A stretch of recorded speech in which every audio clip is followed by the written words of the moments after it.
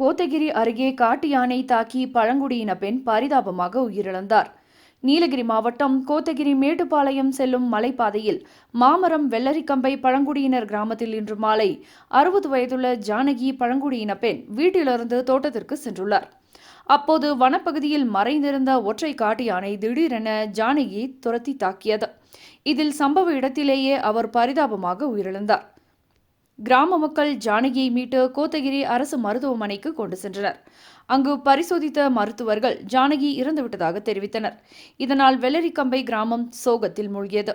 தொடர்ந்து காட்டு யானை வெள்ளரிக்கம்பை பகுதியில் சுற்றித் திரிவதால் கிராம மக்கள் மிகுந்த அச்சமடைந்துள்ளனர். இதனால் பள்ளிக்கு செல்லும் குழந்தைகளும் பணிக்கு செல்லும் தொழிலாளர்களும் வெளியே வர அச்சமடைந்துள்ளனர்.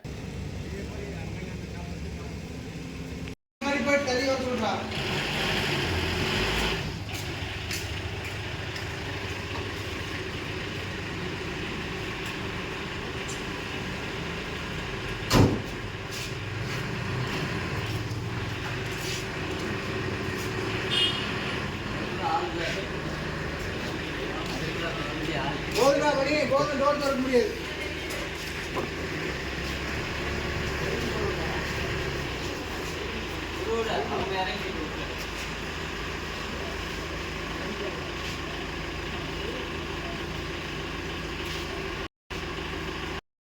சரி